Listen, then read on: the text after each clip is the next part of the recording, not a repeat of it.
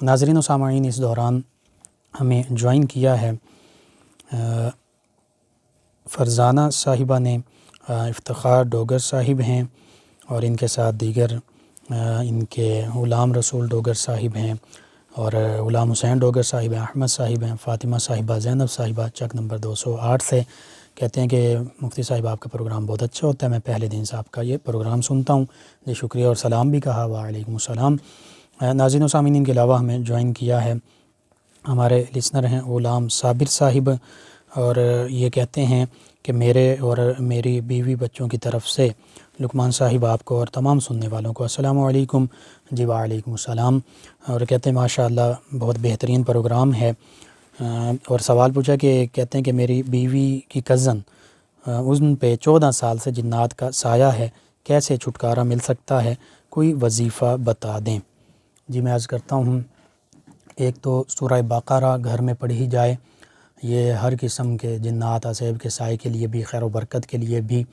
تمام دینی دنیاوی برکات کے لیے 40 دن تک کم از کم پڑھی جائے، اور اس کے ساتھ ساتھ سورہ فاتحہ، آیت الکرسی اور چاروں قل، یہ 7 مرتبہ، اول آخر 11 مرتبہ درود پاک پڑھ کر صبح و شام ان پر دم بھی کیا جائے، پانی پر دم کر کے وہ بھی پلایا جائے۔ سورہ بقرہ بھی جب پڑھ لی تو وہ بھی دم کر کے پانی پلا سکتے ہیں، اور اس کے ساتھ میں یہ عرض کروں گا کہ 1000 مرتبہ درود تنجینا مل بیٹھ کر پڑھ لیجئے، اسی نیت سے کہ اللہ سبحانہ و تعالی اس آسیب سے نجات عطا فرما دے اور خیر و برکت عطا فرما دے۔ انشاءاللہ اللہ سبحانہ و تعالی اپنے پیارے حبیب صلی اللہ علیہ وآلہ وسلم کے تصدق سے ان مشکلات اور پریشانیوں سے، آسیب سے نجات عطا فرمائے گا۔ ناظرین و سامعین کے علاوہ ہمیں جوائن کیا ہے جنید صاحب نے، اور یہ کہتے ہیں السلام علیکم، جی وعلیکم السلام، کہتے ہیں بھائی غسل کے بعد وضو کرنا ضروری ہے؟ جی اگر شرعی طریقے کے مطابق جو ہے غسل کے فرائض، ان کے مطابق آپ نے غسل صحیح طریقے سے کر لیا تو پھر وضو کی ضرورت نہیں ہے، لیکن اگر وضو کر بھی لیں، وضو پر وضو یا غسل کے بعد بھی وضو، تو یہ بھی باعث اجر و ثواب ہے، منع بھی نہیں ہے، کیا بھی جا سکتا ہے، لیکن جب اگر آپ نے صحیح فرض کے مطابق غسل جو ہے صحیح طریقے سے کر لیا ہے تو پھر وضو کی ضرورت نہیں ہے۔ فضل عباس صاحب نے ہمیں جوائن کیا، ثقلین صاحب نے جوائن کیا، یہ کہتے ہیں کہ آپ کا پروگرام اور آپ کی آواز بہت اچھی ہے، جی شکریہ آپ کا۔ ثقلین صاحب کہتے ہیں غسل کا طریقہ، جی غسل میں 3 فرض ہیں، اس میں سب سے پہلا یہ ہے کہ حلق میں پانی جو ہے غرارے کرنے ہیں، حلق میں پانی لے جانا ہے، یعنی صحیح طریقے سے، اور پھر اس کے بعد ناک میں پانی چڑھانا ہے، اور ناک کی نرم ہڈی تک، یہ ناک کا بانسا جسے کہتے ہیں، اور پھر تیسرا فرض یہ ہے کہ پورے جسم پر پانی بہانا ہے اس طریقے سے کہ بال برابر جگہ بھی جو ہے وہ خشک نہ رہے۔ یہ تو 3 فرائض ہیں، اگر یہ آپ نے سر انجام دے دیے تو آپ کا غسل جو ہے وہ ہو گیا، پاکی حاصل ہو گئی۔ ہاں اگر ناپاکی وغیرہ لگی ہوئی ہے تو سب سے پہلے ضروری یہ ہے کہ وہ ناپاکی جہاں لگی ہے اس کو دھویا جائے، پھر ہاتھ وغیرہ دھو کر وضو کرنا چاہیں وضو بھی کر سکتے ہیں، اور پھر غسل کے یہ 3 فرائض یہ لازمی ہیں، ناپاکی جو ہے اس کو دور کرنا، اور پھر غسل کے 3 فرائض جو ہیں ان کو مکمل طور پر انجام دینا۔ تو اگر یہ آپ کام کر لیتے ہیں تو انشاءاللہ غسل جو فرض ہے یا واجب ہے یا جو ضروری ہے پاک ہونے کے لیے، وہ آپ کا غسل مکمل ہو جائے گا۔ آصف علی صاحب ہیں، کہتے ہیں السلام علیکم، جی وعلیکم السلام، کہتے ہیں پروگرام بہت اچھا ہے، شوگر کا علاج بتا دیں۔ جی میں عرض کرتا ہوں، دیسی علاج یہ ہے کہ فریش پتے جو ہیں، تازہ پتے میتھی کے لیں اور ان چھنے آٹے میں ان کو مکس کر دیں، اور پھر اس ان چھنے آٹے اور تازہ پتے جو میتھی کے ہیں ان کو مکس کرنے سے جو بنا ہے آٹا، اس سے صبح ناشتے میں روٹی بنا کر کھائیں، انشاءاللہ اللہ سبحانہ و تعالی نے چاہا تو آپ کی شوگر جو ہے کنٹرول ہو جائے گی۔ اور وظیفہ اس کے لیے یہ ہے کہ سورہ بنی اسرائیل کی آیہ مبارکہ غالباً 80 ہے، 15ویں پارے میں ہے، سورہ اسراء بھی کہتے ہیں اس کو، آیت مبارکہ 80، وَقُلْ رَبِّ أَدْخِلْنِي مُدْخَلَ صِدْقٍ وَأَخْرِجْنِي مُخْرَجَ صِدْقٍ وَاجْعَلْ لِي مِن لَّدُنْكَ سُلْطَانًا نَصِيرًا، اس کو 41 مرتبہ یا 111 مرتبہ روزانہ پڑھیے، پانی پر دم کر کے وہ پانی پی لیجئے، انشاءاللہ اللہ سبحانہ و تعالی شفا عطا فرمائے گا۔ ناظرین و سامعین ان کے علاوہ ہمیں جوائن کیا ہے عبدالباسط صاحب نے، کہتے ہیں السلام علیکم، جی وعلیکم السلام، کہتے ہیں کہ دعا کر دیں کہ یہ وبا سے ہماری جان جلدی چھوٹ جائے۔ جی انشاءاللہ اللہ سبحانہ و تعالی سے یہ دعا ہے کہ اللہ سبحانہ و تعالی اپنے پیارے حبیب صلی اللہ علیہ وآلہ وسلم کے تصدق سے اس وبا سے جلدی ہماری جان چھڑا دیں، اور اس کے علاوہ بھی اگر کوئی اور وبائی امراض ہیں، مصیبتیں، آفتیں ہیں، اللہ سبحانہ و تعالی تمام انسانیت کو اور خصوصاً تمام مسلمانوں، تمام پاکستانیوں کو اپنے حفظ و امان میں رکھے۔ اور اللہ سبحانہ و تعالی سے دعا یہ بھی ہے کہ ہم گناہ گار ہیں، خطا کار ہیں، سیاہ کار ہیں، اللہ اپنے پیارے حبیب صلی اللہ علیہ وآلہ وسلم کے تصدق سے ہمارے گناہوں سے درگزر فرمائے، ہمیں اپنے پیارے حبیب صلی اللہ علیہ وآلہ وسلم کی محبت اور اطاعت کرنے کی توفیق بھی عطا فرمائے، آمین۔ ناظرین و سامعین، محمد نبیل اعظم صاحب نے ہمیں جوائن کیا ہے۔ یہ کہتے ہیں محمد لقمان رضا صاحب السلام علیکم۔ جی وعلیکم السلام۔ کہتے ہیں کہ میں آپ کا پروگرام روزانہ سنتا ہوں، میرا سوال یہ ہے کہ نماز عشاء کے 3 وتروں میں اگر دعائے قنوت یاد نہیں آتی ہو تو پھر کیا پڑھا جائے؟ جی میں عرض کرتا ہوں، اس میں دعائے قنوت جو ہے اگر نہیں آتی تو اس دوران آپ کوشش کیجئے دعائے قنوت یاد کرتے رہا کیجئے، اور جب تک یاد نہیں ہوتی اس وقت تک آپ ربنا آتینا فی الدنیا حسنۃ وفی الآخرۃ حسنۃ وقنا عذاب النار یہ بھی پڑھ سکتے ہیں، لیکن کوشش آپ نے کرنی ہے کہ دعائے قنوت یاد ہو جائے، وہ یاد کرنی ہے، یاد کر کے اس کو پڑھیں، وہ زیادہ افضل ہے، زیادہ بہتر ہے۔ ملک فیروز وسیم صاحب نے ہمیں جوائن کیا ہے، کہتے ہیں السلام علیکم۔ جی وعلیکم السلام۔ کہتے ہیں پروگرام بہت اچھا، جی شکریہ آپ کا، تمام لسنرز کا شکریہ کہ آپ پروگرام کو سماعت کرتے ہیں، اپنی پسندیدگی سے نوازتے ہیں۔ رانا ظہیر صاحب نے ہمیں جوائن کیا، کہتے ہیں السلام علیکم۔ جی وعلیکم السلام۔ دعا دی ہے انہوں نے، کہتے ہیں اللہ تعالیٰ آپ کو صحت، تندرستی اور خوشیاں عطا فرمائے، آمین۔ جی شکریہ آپ کا، اللہ سبحانہ و تعالیٰ آپ کو، تمام مسلمانوں کو صحت و عافیت عطا فرمائے، تندرستی عطا فرمائے اور ڈھیروں خوشیاں عطا فرمائے۔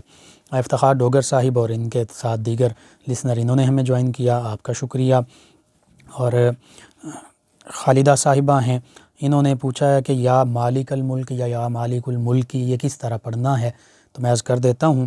یہ یا مالک الملک اگر تو ملا کے اکٹھا ہی پڑھ رہے ہیں، سانس نہیں رکے، نہیں وقف نہیں کیا، سانس نہیں توڑا، تو پھر اسی طرح پڑھتے جائیے یا مالک الملک یا مالک الملک۔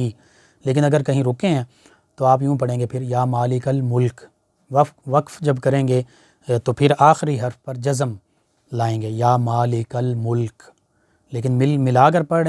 پڑھتے جا رہے ہیں تو پھر یا مالک الملک یا مالک الملک یوں پڑھیں گے۔ آپ نے پروگرام کو پسند کیا، شکریہ آپ کا بھی۔ ناظرین و سامعین، اس دوران ہمیں جوائن کیا نذیر احمد صاحب نے، یہ کہتے ہیں پروگرام بہت اچھا ہے، دعا کا بھی کہا، دعا کی بھی ہے، جی شکریہ آپ کا۔ اشفاق خان صاحب ہیں، یہ کہتے ہیں السلام علیکم۔ جی وعلیکم السلام۔ کہتے ہیں رمضان المبارک کا محترم مہینہ، بابرکت مہینہ آنے والا ہے، اللہ سب کے لیے آسانیاں پیدا فرمائے اور سب سننے والوں کو رمضان المبارک کے مہینے کی مبارک ہو۔ جی خیر مبارک بھی، اور انشاءاللہ بالکل آپ کی دعا اللہ سبحانہ وتعالی قبول فرمائے، سب کے لیے آسانیاں پیدا فرمائے۔ خالد گلزار پوری صاحب ہیں مصطفیٰ آباد سے، کہتے ہیں پروگرام بہت اچھا ہے، اللہ تعالیٰ آپ کو خوش رکھے، آمین۔ جی شکریہ آپ کا بھی، اللہ تعالیٰ آپ کو، تمام مسلمانوں کو خوشی خوشحالی عطا فرمائے۔ آصف صاحب ہیں، کہتے ہیں السلام علیکم۔ جی وعلیکم السلام۔ کہتے ہیں پروگرام بہت اچھا ہے، جی شکریہ آپ کا، تمام لسنرز کا شکریہ۔ اور ہمارے لسنر ہیں عبد المنان صاحب، کہتے ہیں السلام علیکم مفتی صاحب۔ جی وعلیکم السلام۔ کہتے ہیں سفر کی نماز کتنے فاصلے کے بعد پڑھنی ہوتی ہے اور نماز پڑھنے کا طریقہ؟ جی طریقہ یہی عام معمول کے مطابق ہے، لیکن 92 کلومیٹر کے بعد، اور اگر 15 دن سے کم آپ کا 15 دن سے زیادہ رہنے کا ارادہ ہے تو پھر، اور اس میں یہ ہے پڑھنے کا طریقہ یہ ہے کہ جو 4 فرائض والی نماز ہے، 4 رکعات والی، جیسے ظہر، عصر اور عشاء، وہ 2 پڑھیں گے، فجر 2 ہی رکعات پڑھیں گے، اور مغرب میں 3 پڑھیں گے۔ ہاں اب اس میں جب سفر میں ہیں تو 7 وتر اور سنتیں پڑھنا، واجب اور سنتیں یہ پڑھنا بھی ضروری ہیں۔ صرف اس حالت میں اگر